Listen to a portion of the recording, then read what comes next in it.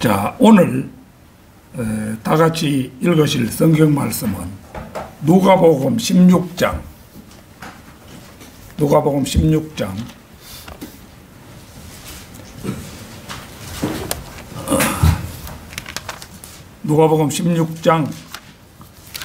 1절에서 9절까지 말씀입니다.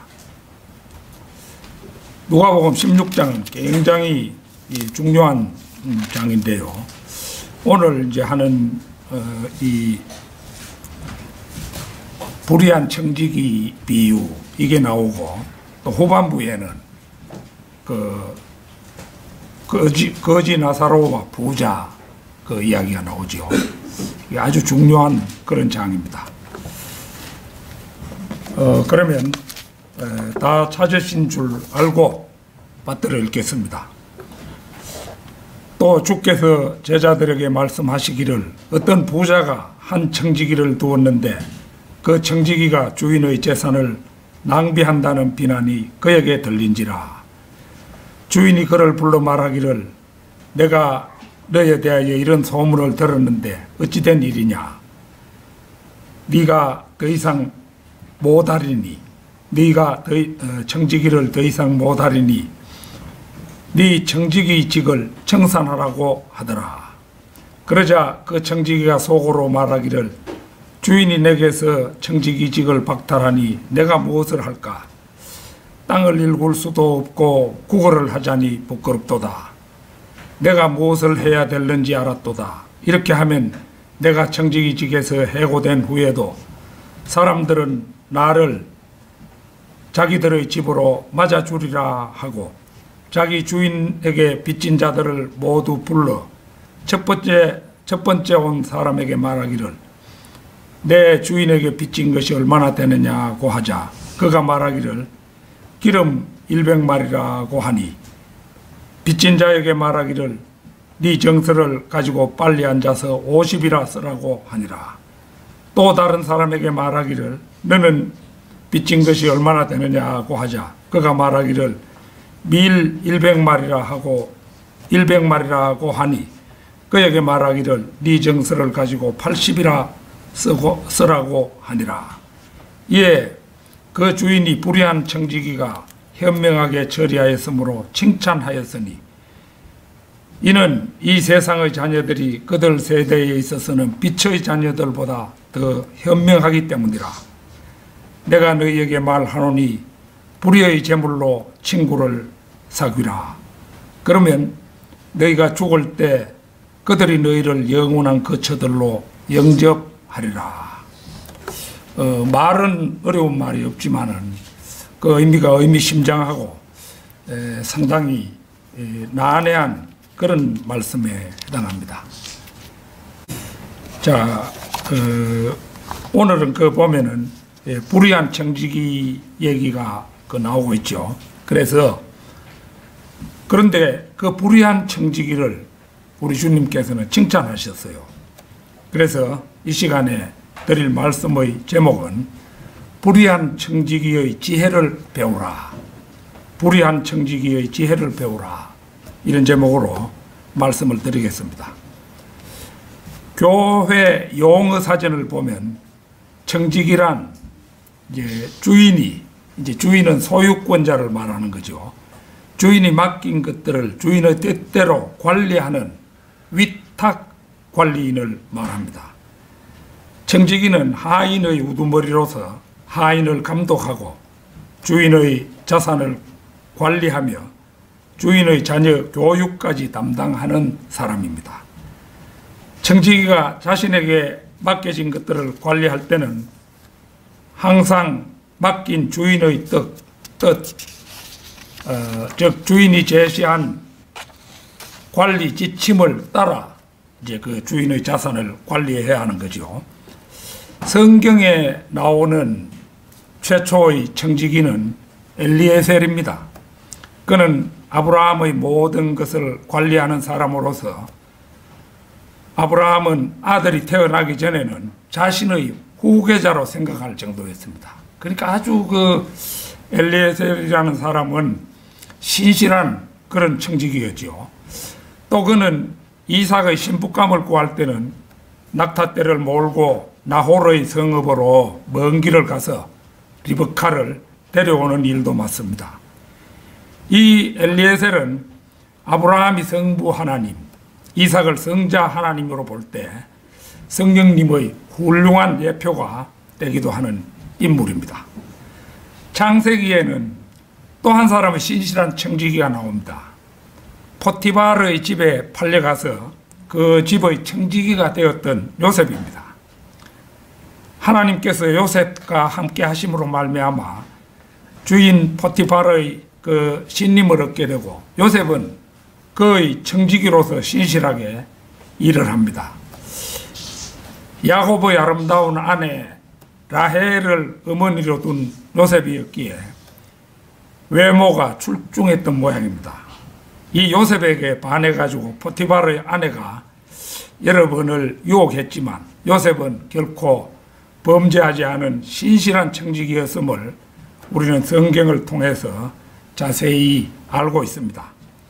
오늘 본문 말씀에서 불의한 청지기는 한때 육신의 정욕과 이생의 자랑을 쫓아 살다가 종말이 임박하여 하나님의 심판이 있을 것을 깨닫고 자신의 죄된 행동을 바꾸어 선을 베푼 사람의 표본입니다.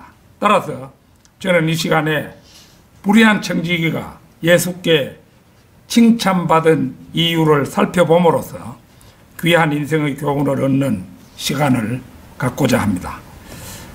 불의한 청지기의 지혜를 배우라. 첫째는 자신의 위기와 종말을 명확하게 깨닫는 청지기입니다. 오늘 본문 말씀 2절 3절을 보겠습니다. 주인이 그를 불러 말하기를 내가 너에 대하여 이런 소문을 들었는데 어찌된 일이냐. 네가 청지기를 더 이상 못하리니 네 청지기직을 청산하라고 하더라. 그러자 그 청지기가 속으로 말하기를 주인이 내게서 청지기직을 박탈하니 내가 무엇을 할까? 땅을 일굴 수도 없고 구걸을 하자니 부끄럽도다.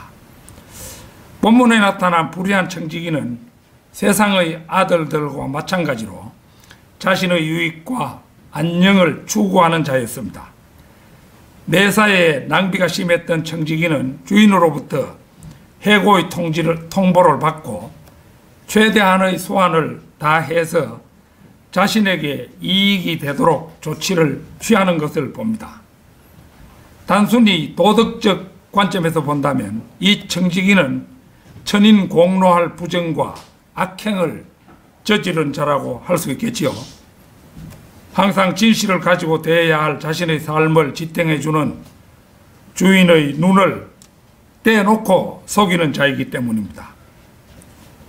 대사기꾼으로 여러 해를 감옥 신세를 진다 해도 하등 이상할 것이 없는 자라고 할 것입니다. 그런데 사실은 이 청지기의 비유는 말 그대로 비유로 모든 지혜의 근본이시며 창조주 하나님이신 예수님께서 인간의 모습으로 세상에 오셔서 직접 사람의 귀에 들려주신 지혜 중의 지혜라는 점입니다. 만일 이것이 단순히 부정을 저지르다 들통난 한 청지기의 이야기라면 우리는 이 이야기를 그리 심각하게 귀담아 들을 필요는 없을 것입니다. 그러나 주님께서는 이 비유 속에 소위 은중유골이라고 할 수 있는 깊은 뜻을 숨겨두셨습니다. 우리는 마땅히 그것을 찾아내야 할 것입니다. 내가 너에 대하여 이런 소문을 들었는데 이 대목으로 미루어 청지기의 평소에 저지른 부정을 속속들이 알고 있는 사람이 있었고 그가 주인에게 청지기의 비위 사실을 모두 고자질을 했음을 알 수가 있습니다.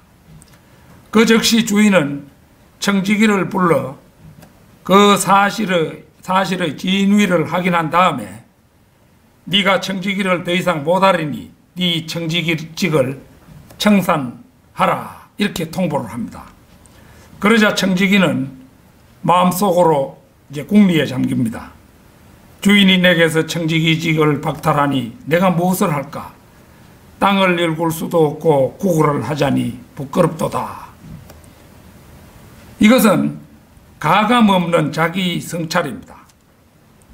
세상 사람들 가운데는 어떤 시련을 만날 때 냉정히 자기 자신을 돌아보지 못하고 앞뒤 재지도 않고 극단적인 선택을 하는 것을 종종 봅니다. 며칠 전에도 원주에서 한 가족이 세 가족이었는데 모두 죽는 사건이 있었습니다. 밤에 6층 아파트에서 불이 나서 15살 가량의 아들은 몸에 찔린 상처가 있는 채로 불에 걸려서 이제 숨졌고, 부부는 둘이 다 화단으로, 6층이니까 대단히 높죠. 화단으로 뛰어내려 죽었습니다. 알려진 바에 따르면 이 부부는 이혼을 진행 중이었다고 하는데, 아마도 그 합의가 제대로 안 되어 남편이 아들을 죽이고 인화 물질을 뿌린 뒤 부부가 토신한 것으로 제 짐작으로 그렇게 이제 추리가 됩니다. 그런데 참 그 아버지도 무책임한 사람이죠. 자기가 자식을 낳아서 길렀지만은 자기 자식이라고 자기가 자식을 함부로 죽일 수 있는 권리가 자신에게 있다고 생각하는 것, 그 자체가 엉터리죠.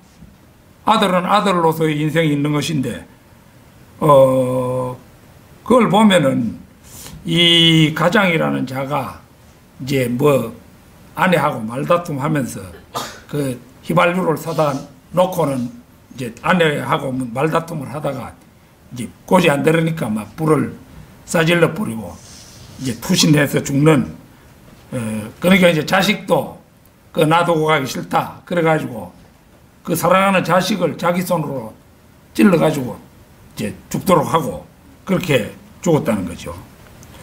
이 아주 현명하지 못한 악한 자라고 볼 수가 있습니다.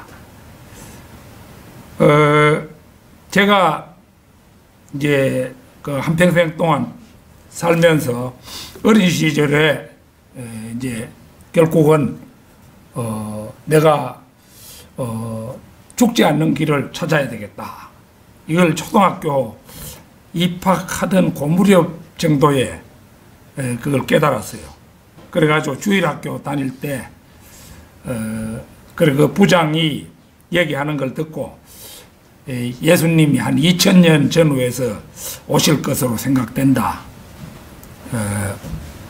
그때 결과에 따라서 지옥도 가고 그 사람들은 그때 천국 그 낙원은 잘 모르니까 그냥 천국이라고 하는 거예요. 그 천국도 가게 될 것이다. 그 나는 지옥에 가서는 안 되겠구나. 계산을 해보니까 54세 전후 그 무렵에 주님이 오신다 이런 생각이 드는 거예요. 그래서 그렇게 찾기로 작정을 했었는데 대학 때 좀 찾다가 지쳐서 그만두고 또 결혼하고 이래가지고 자식 낳고 이래 살다 보니까 무관심하게 이제 세월이 흘렀어요. 그래가지고 이제 59세 돼가지고 이제 당뇨 증세가 와가지고 그래 이제 비로소 정신을 차리고 이대로 살다가 죽으면 지옥인데 이대로 살아서는 안 된다. 뭔가 이거 찾아야 된다. 그런 이제 생각을 하게 되었고 매일같이 이제 제가 기도를 했어요. 걸어가면서도 마음속으로 기도를 하고 제발 좀 바른 길을 찾게 해달라고 이렇게 기도를 했는데 그 킹 제임스 신학대학이 있는 것을 알게 되고 이래가지고 제가 그 길을 찾고 또 한편 당뇨 관리도 해가지고 이제 오늘에 이러고 있습니다. 이제 당뇨 증세가 온 거 이거 하나님께서 저한테 통보를 한 거지요. 네 이제 이 세상을 살 날도 멀지 않았다. 이걸 이제 통보한 것입니다. 그런데 그때 만약 내가 이 나이에 무슨 신학 공부야 뭐 그런 거 저런 거 채아 뿌리고 뭐 되는 대로 살다 죽지. 이렇게 했더라면은 진짜 그 저주받은 인생이 될 뻔했죠. 그런데 그때 그 늦은 나이에도 이를 악물고 공부하겠다는 결심을 굳히고 또 공부를 하게 되고 인생의 의문을 풀고 이런 바람에 이제 오늘까지 오게 된 겁니다. 주인이 내게서 청지기직을 박탈하니 내가 무엇을 할까? 땅을 일굴 수도 없고 구걸을 하자니 부끄럽도다. 여기에 나타난 청지기의 자기 진단은 처절하게 자신을 되돌아보는 자기 성찰입니다. 청지기는 사려 분별이 분명한 사람으로 극단적인 생각은 하지 않습니다. 어디까지나 그는 냉정히 자신의 현 상황을 직시하고 살 길을 궁구합니다. 그런데 중요한 사실은 이 청지기가 대체 누군가 하는 점입니다. 단도직입적으로 말해 이 청지기는 바로 인생 늦지막이 자신의 잘못 살아온 삶을 깨닫고 정신을 돌이키는 사람으로 보아도 무방할 것입니다. 불의한 청지기의 지혜를 배우라. 둘째는 주인의 청지기직 해고 통보를 받자 자신의 종말을 대비하여 즉시 조치를 내리는 청지기입니다. 오늘 본문 말씀에서요, 거기 4절인데 내가 무엇을 해야 될는지 알았도다. 이렇게 하면 내가 청지기직에서 해고된 후에도 사람들은 나를 자기들의 집으로 맞아주리라 하고, 여기에서 내가 무엇을 해야 될는지 알았도다 라는 말은 경험적으로 알았다는 것이 아니라 순간적이고 즉각적으로 결정적인 것을 깨달았다는 의미입니다. 이로 미루어 청지기는 신속한 판단력과 빈틈없는 사고를 가졌으며 처세에 아주 능한 사람이었음을 알 수가 있습니다. 이사야 59장 7절을 찾겠습니다. 이사야 59장 7절.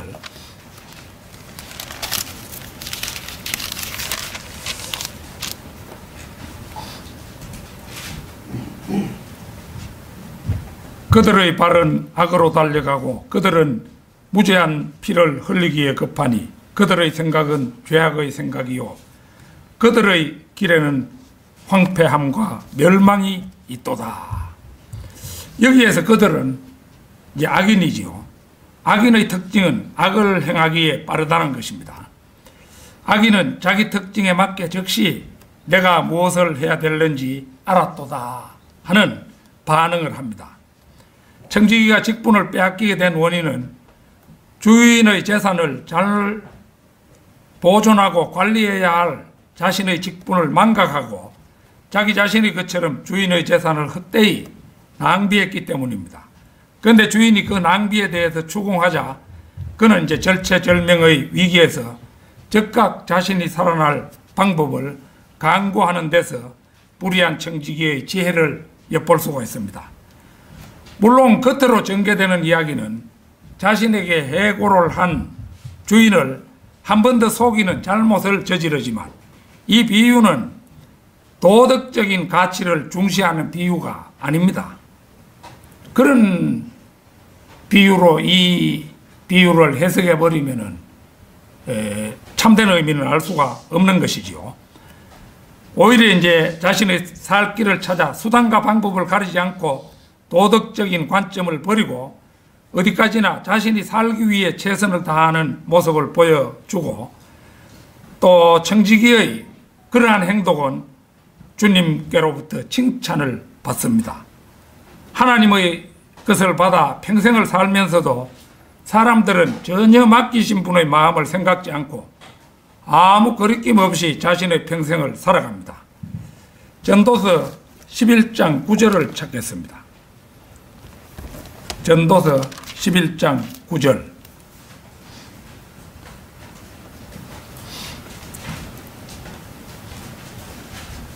오 청년이여 네 젊음을 즐거워하라.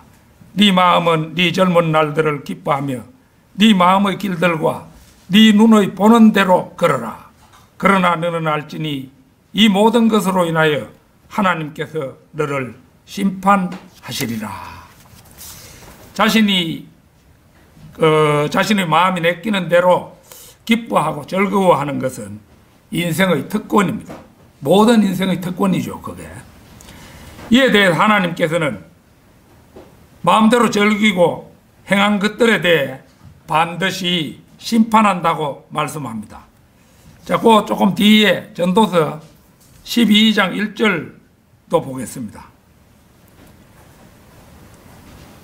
너는 이제 너희 젊은 날에 곧 재앙의 날이 이르지 않고 나에게는 즐거움이 없다고 말할 해가 가까워 오기 전에 너희 창조주를 기억하라. 밥 존스 시니어라는 사람은 6살이 되기 전에 구원을 받았고 존 라이스도 그러했으며 디모데도 어린 시절에 구원을 받았죠. 그들은 전도서의 이 권고에 순종한 사람들입니다. 그러나 요즘의 그 수천만 명의 청년들은 그러지를 않습니다. 요즘 그 교육이라는 것은 초등학교에서 대학원에 이르기까지 사람의 내리에서 하나님의 흔적을 몽땅 제거해 버리는데 그 교육의 목표를 두고 있죠. 디모데 전서 6장 9절을 또 찾겠습니다. 디모데 전서 6장 9절.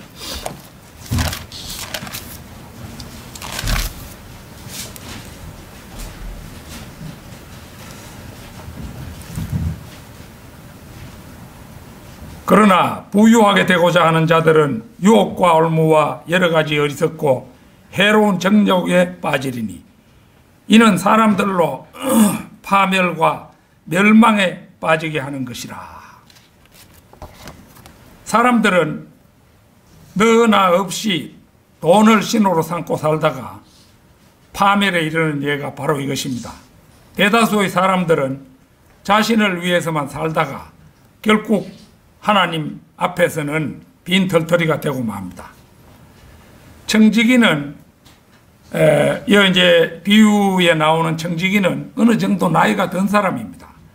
그는 주인으로부터 갑작스레 해고 통지를 받고 즉시 살기 위해 모든 수단을 강구합니다. 선악을 불문하고 자신이 할 수 있는 모든 일을 결행할 채비를 갖추었습니다. 떠도 덜도 말고 이것이 바로 청지기의 지혜인 것입니다. 내 죽으면 그만이지 이래가지고 어떤 위기가 닥쳤을 때 자살부터 생각하는 사람, 그건 지혜 있는 사람이 아니에요. 가장 무지한 사람의 전형이죠. 불의한 청지기의 지혜를 배우라. 셋째는 임박한 자신의 종말에 최선을 다해 자신이 받은 달란트를 활용하는 일입니다. 자, 오늘 본문 5절에서 7절입니다. 자기 주인에게 빚진 자들을 모두 불러 첫 번째 온 사람에게 말하기를 내 주인에게 빚진 것이 얼마나 되느냐 하고 하자. 그가 말하기를 기름 100마리라 고 하니 빚진 자에게 말하기를 네 정서를 가지고 빨리 앉아서 50이라 쓰라고 하니라. 빚진 자에게 50이라 쓰라고 하니라. 또 다른 사람에게 말하기를 너는 빚진 것이 얼마나 되느냐 하고 하자. 그가 말하기를 밀 100마리라고 하니 그에게 말하기를 네 정서를 가지고 80이라 쓰라고 하니라. 5절에서 청지기는 빚진 자들을 불러 주인 몰래 이제 정서를 위조하지요. 아마도 그들은 주인이 개입되지 않은 채 원래 계약을 맺었던 것 같습니다. 빚진 자들을 모두 불러 이제 청지기는 그러나 뭐 부른다고 해가지고 한꺼번에 다 불러가 앉혀놓고 너는 얼마 너는 얼마 뭐 이렇게 하면은 그 내막이 다 탄로가 나잖아요. 그러니까 개별적으로 한 사람씩 딱 대면해가지고 이제 처리하는 거죠. 그래서 청지기는 이제 주인 재산의 전체의 출납을 맡았기 때문에 돈을 빌려갔거나 채무를 이행하지 않은 사람들을 이제 한 사람씩 불러가지고 정서를 위조하는 것입니다. 먼저 기름 100마를 빚진 자의 정서 위조입니다. 이 기름이 무슨 기름이겠는가? 이 한국으로 치면은 참기름이 될 가능성이 많지만은 저쪽에는 가면은 올리브유일 가능성이 많아요. 그 나무에 올리브 기름을 주로 먹었잖아요. 기름 100마리면 이거 굉장한 가치죠. 그 이제 이 사람에게 청지기는 100마리의 빚 가운데 50마리를 탕감하고 50마리라고 정서를 위조하게 합니다. 탕감의 양은 50%로 채무자에게는 파격적인 혜택이었습니다. 말에 해당하는 헬라어 바투스는 약 23리터로 100마리면 2300리터에 해당하는 양입니다. 이것을 돈으로 환산하면은 약 1000데나리온에 해당한다고 하는데 1데나리온은 어른의 하루 품삯이니까 10만원으로 잡아도 이 1000데나리온이라면은 이거 1억 원 정도 되는 그런 채무지요. 다음은 밀 100말 빚진 자는 이제 100말에서 20말을 탕감받는데 탕감률은 20%지요. 앞 사람에 비해서는 이제 그 청지기의 호감을 좀 덜 산 사람으로 볼 수 있죠. 청지기는 자기가 권력을 쥐고 있기 때문에 자기 마음에 내키는 대로 할 수 있는 거예요. 그래서 탕감률이 20%입니다. 왜 탕감률이 앞 사람과 다르냐? 여문을 가질 필요도 없죠. 사람은 누구나 친분 관계나 혈족 관계에 차이가 있기 마련이므로 일률적으로 탕감률이 적용되지는 않고 또 그럴 필요도 없는 것이지요. 청지기는 이런 식으로 서둘러 자신이 해고되기 전에 정서를 위조함으로써 자신이 해고된 뒤에 후일에 이제 자신에게 도움을 줄 사람들을 이제 예비하는 거죠. 사람은 세상에 살며 자신의 사후까지 대비하는 사람은 드뭅니다. 그러나 자신의 사후에 묻힐 자리 정도는 생전에 미리 정해두는 사람은 흔하죠.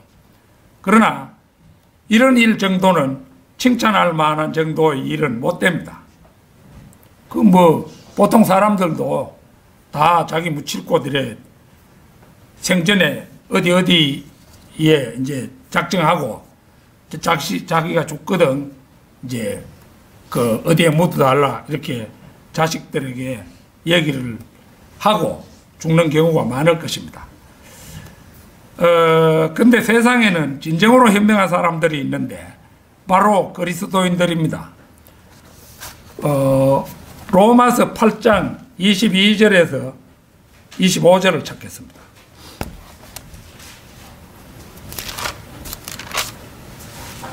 로마서 8장 22절에서 25절입니다. 모든 창조물이 이제까지 함께 신음하며 고통받는 것을 우리가 아노니 그들뿐만 아니라 성령의 첫 열매들을 가진 우리까지도 속으로 신음하며 양자되는 것, 곧 우리 몸의 구속을 기다리고 있느니라. 이는 우리가 소망에 의하여 구원을 받았음이니 보이는 소망은 소망이 아니라 사람이 보는 것을 왜 바라리요. 그러나 만일 우리가 보지 못하는 것을 바란다면 인내로 기다릴지니라. 우리 그리스도인들은 영원히 멸하지 않는 몸의 구원을 바라면서 현재 살고 있죠. 혼이나 영으로 사는 것이 아니라 우리 몸이 예수 그리스도의 33살 반의 모습으로 변화하여 영원을 주님과 함께 살아갈 세상을 학수고대하고 있습니다. 죽은 다음에 겨우 묻힐 자리를 마련해 둔다는 것은 그리스도인으로서는 치욕적인 준비라고 할 수가 있죠. 자식들을 위해서도 재물을 물려주는 일보다는 영생을 얻도록 하는 일에 더 우선을 두어야 한다는 것은 두말할 나위가 없는 것입니다. 불의한 청지기의 지혜를 배우라. 넷째는 현재 자신이 가진 소유를 다 기울여 하늘 나군을 사는 일에 투자하라는 것입니다. 본문 말씀 8절을 보겠습니다. 이에 그 주인이 그 불의한 청지기가 현명하게 처리하였으므로 이는 이 세상의 자녀들이 그들 세대에 있어서는 빛의 자녀들보다 더 현명하기 때문이라. 여기서 현명하게는 용이 주도하게라는 뜻으로 쓰였습니다. 즉 주인은 청지기가 용이 주도하게 교묘한 방법으로 자신의 미래를 준비한 것에 대해 칭찬하고 있는 것입니다. 물론 주인은 그의 사기성에 대해서가 아니라 장래를 대비하는 지혜에 대해서 칭찬을 하고 있는 것입니다. 이런 경우에 도덕적인 잣대부터 들이댄다면 주인이신 예수님께서 부도덕한 관념을 가지신 분이 되고 맙니다. 따라서 이 비유에서 주님께서는 어디까지나 도덕적인 잣대에서 떠나 청지기가 장래에 어떻게 대처했는가에 초점을 맞추었으므로 우리의 시각도 그 점에 맞추어져야 비로소 이 비유의 가치를 옳게 평가한 것이며 그 지혜를 우리의 교훈으로 얻을 수가 있는 것입니다.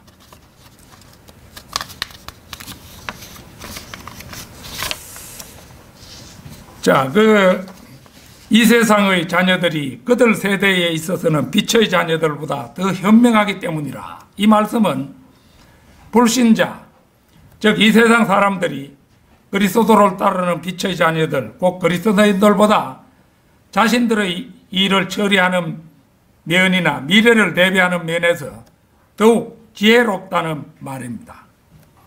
저는 예전 어린 시절에 자랄 때 우리 옆집에 우리하고 가까운 집안 한 가정이 있었는데 주머니가 날 보고 늘 한다는 말이 뭐냐 하면은 동화는 꾀가 없어 이라는 거예요. 꾀가 없다라고 하는 거예요. 그게 이제 그러면 자기 자식들은 꾀가 있다는 말인데 이 학교 성적으로 보면은 자기 자식들 양 아니면 가밖에 못 받아요. 그 성적 형편없고 IQ도 굉장히 나쁜 편인데 자기 자식들은 똑똑하고 그러면서 이제 얘기하는 거 보면은 어떤 일이 있었는데 우리 누가 이렇게 하더라고 참 똑똑하다고 뭐 이렇게 얘기를 하는 거예요. 근데 나는 그런 이제 세상 지혜에는 영 어두운 거예요. 그러니까 날 보고 꾀가 없다고 그렇게 말하는 거죠. 사실 마귀가 지배하는 이 세상에서 불신자들은 그리스도인들보다 살아가는 처세술에는 훨씬 더 밝기 마련입니다. 그런데 주님께서 굳이 이 말씀을 하신 까닭은 불신자들이 용이 주도한 처세술을 칭찬받았다고 한다면 그리스도인은 그들보다 훨씬 더 지혜롭게 직분을 감당하고 미래에 대비함으로써 하나님께 칭찬받아야 함을 교훈적으로 말씀한 것이라고 할 것입니다. 불의한 청지기의 지혜를 배우라. 다섯째는 불의한 청지기의 비유를 응용하여 각자가 가진 재물의 바른 사용에 대하여 우리에게 주시는 주님의 교훈입니다. 내가 너희에게 말하노니 불의의 재물로 친구를 사귀라. 그러면 너희가 죽을 때 그들이 너희를 영원한 궤처들로 영접하리라. 주님께서는 이 말씀에서 재물을 잘 사용하여 친구들을 사귐으로써 자신이 파산했을 때 그 친구들이 돕고 필요한 것을 채워주도록 하는 것을 말씀하고 계십니다. 이것이 바로 불의한 청지기의 지혜입니다. 주님께서는 결코 돈으로 친구 삼으라고 말씀하신 것이 아닙니다. 그런 의미에서 돈으로 대형 교회와 기독교 대학들을 세우는 모든 그리스도인들은 불의한 청지기의 지혜를 활용한 것이 아닙니다. 그들은 돈을 들여 세운 대형 교회를 통해서 더 많은 돈을 끌어모으고 기독교 대학을 세워서 자신의 아내를 총장으로 앉히기도 합니다. 여의도 순복음교회 조용기 목사 같은 사람이 그런 사람이죠. PD수첩이라는 텔레비전 프로그램에 명성교회 800억의 비밀이라는데 실제는 800억이 아니고 1600억인 것을 내가 오늘 아침에도 확인을 했습니다. 그 이제 그런 동영상이 있는데 거기에 보면은 김삼환 목사, 이 명성교회 김삼환 목사, 이 목사에 대한 내용은 충격적이라고 할 만합니다. 새벽 기도에 일정한 복장을 한 사람들이 교회 앞에 여럿 서 있게 하고 무전기를 든 사람이 이제 원로 목사인 김삼환 목사가 이제 집을 출발하면은 연락을 주고받는 거예요. 자, 원로 목사님이 집을 출발했습니다. 이렇게 중계하는 거예요. 어디 또 그리고 중간에 어느 지점에 또 그것도 대기하고 있다가 그거 통과했다 이러면 지금 어디를 통과했다. 이렇게 실시간 중계를 하고 교회 앞에 차가 도착하면 한 사람이 달려가서 앞문을 열면 김삼환 원로 목사가 내려서 대통령처럼 몇 사람과 악수를 주고받고 교회로 이제 행하는 그런 모습입니다. 한 번은 이제 전두환 전 대통령이 명성교회를 방문했는데 내가 한마디 하면 대통령도 온다라는 생각을 은연중에 이제 자신의 교회에 나오는 신자들에게 심어주어서 자신을 대통령급으로 인식시키는데 활용을 한다고 합니다. 이명박 대통령과 교단의 목사들이 찍은 사진에는 왼쪽에 김삼환, 그 다음에 오른쪽에 조용기 목사가 앉아있는 모습이 보입니다. 박근혜 대통령 시절 제46회 조창 기도회에는 김삼환 목사가 대표 설교를 맡아서 여러 차례 박수를 받는 장면도 나옵니다. 그러니까 그는 자기 입으로 대통령과 만나고 밥 먹었다는 사실을 평소에 자랑하면서 은연중에 자신이 대통령급임을 인식시킨다는 것입니다. 명성교회에 가면은 그 일대기를 보여주는 장치들을 진열하고 있는데 이는 이를 두고 그 교회 사람들이 폭로한 바에 따르면 이건 교회가 아니라 김삼환 우상화 센터라고 불러야 한다고 그렇게 주장하는 사람들이 있을 정도입니다. 전에 제가 WCC라고 하는 것은 세계교회 협의회인데 WCC 그 배후에 로마 카톨릭이 있다 이런 설교를 하면서 김삼환 목사가 세계교회 협의회 회장으로 로마 카톨릭의 유혹에 넘어가서 추기경을 초청하여 함께 사진 찍고 네 손안에서 하나가 되게 하리라 이런 문자판을 그 추기경하고 둘이 들고 사진 찍은 것이 나옵니다. 그걸 제가 전에 한번 소개를 했습니다. 로마 카톨릭과 하나가 될 일이 뭐가 있겠습니까? 도저히 불가능한 일이죠. 그런데 그런 이벤트를 공공연히 연출한 사람이 김삼환입니다. 여러모로 종합해 보건대 그는 사탄의 종이지 하나님의 신실한 종은 아니면 명백하다고 할 것입니다.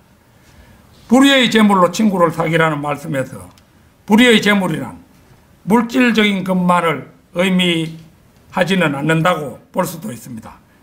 우리가 하나님으로부터 받은 소질이나 재능, 시간까지도 어떤 의미에서는 우리가 노력하여 얻은 것이 아닌 불의의 재물입니다.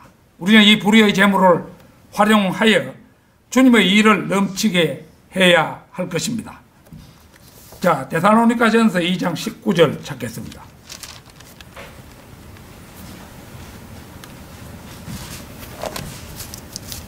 데살로니가전서 2장 19절입니다.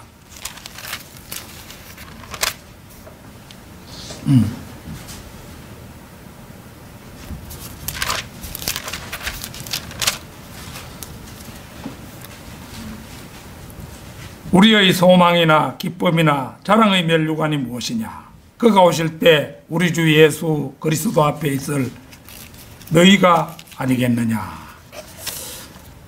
불행자가 건져 올리는 물고기는 거의 소망입니다. 왜냐하면 그들은 대환란 이전에 휴거와 부활로 참여하기 때문입니다. 어느 날 갑작스레 휴거가 일어났는데 만일 거기서 자신이 불행한 사람을 만난다면 얼마나 기쁘겠습니까? 그리고 자랑스러운 마음도 들겠지요. 불행자를 만나 예수 그리스도를 영접한 일이 그 당시에는 대수롭지 않게 여겼는데 분에 넘치게도 지옥을 면하고 영원한 영광에 이르렀다는 사실을 깨달은 순간 얼마나 감격스럽겠습니까? 그때 그 사람은 우리 그리스도인을 붙잡고 당신이 참 그때 그렇게 그 복음을 전해 주었는데 그게 내 영원한 영광의 결과로 돌아왔다고 감격스러워 하겠죠. 결론적으로 불의한 청지기의 지혜는 성도가 힘써 행해야 할 특권 중의 특권입니다. 불의의 재물을 우리에게 허락하신 분이 하나님이시고 오직 그리스도인만이 그 불의의 재물을 사용하여 큰 일을 할 수 있기 때문입니다. 디도서 1장 7절을 찾겠습니다. 디도서 1장 7절입니다. 감독은 하나님의 청지기로서 비난받을 것이 없고 자기 고집대로 아니하며 시 화내지 아니하고 술을 즐기지 아니하며 구타하지 아니하고 더러운 이익을 탐내지 아니하며.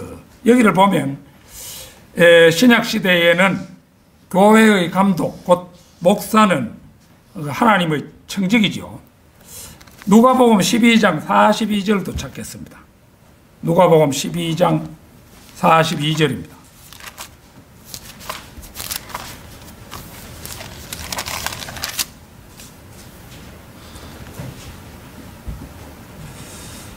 주께서 말씀하시기를 주인이 자기 집을 다스리게 하여 제때에 그들에게 양식을 나눠줄 신실하고 현명한 청지기가 누구겠느냐. 여기서 주인의 집은 교회이며 그들에게 영적 양식을 나눠줄 신실하고 현명한 청지기는 오늘날의 목사에 해당하죠. 저는 얼마 전에 이 말씀을 알게 되었는데 내가 맡은 일이 보통 일이 아님을 깨닫고 매주 혼신의 힘을 다해서 설교를 준비해야겠다고 마음속에 다짐한 바가 있습니다. 한 구절 더 찾겠습니다. 베드로전서 4장 10절입니다.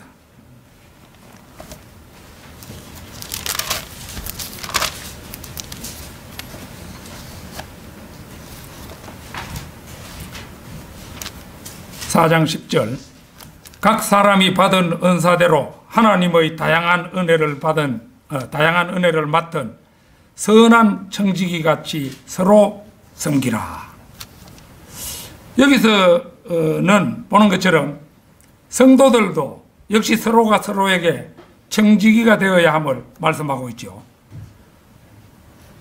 물론 청지기 된 성도는 자신의 몸과 시간과 은사와 재능과 물질 등 자신의 모든 것을 들여서 주님께 충성해야 함은 물론입니다. 제가 낯뜨거운 얘기를 약간 하더라도 그냥 들어보십시오. 매주 주일에 이제 오전 성경 공부를 맡은 조정인 형제, 수요 기도회 때도 아버지가 나이 많았으니까 대신 그 성경 공부를 감당하지요. 또 매주 어린이들을 귀한 보석돌로 양육하는 김인경 자매, 또 피아노 반주를 통해서 예배를 빛내주는 남기범 자매, 또 예배 때마다 대표 기도로 예배에 힘을 북돋아주는 서기원 형제, 황의정 형제, 그뿐이 아닙니다. 거리설교에 열성적으로 임해주시는 형제님들과 자매님들, 우리 주님께서 그 모두를 그리스도의 심판석에서 상 주실 것을 저는 믿습니다. 아무쪼록 이 마지막 시대에 하나님께서 맡겨주신 사역들에 충성을 다하는 성도 여러분이 되시기를 진심으로 바랍니다. 다 같이 기도드리겠습니다.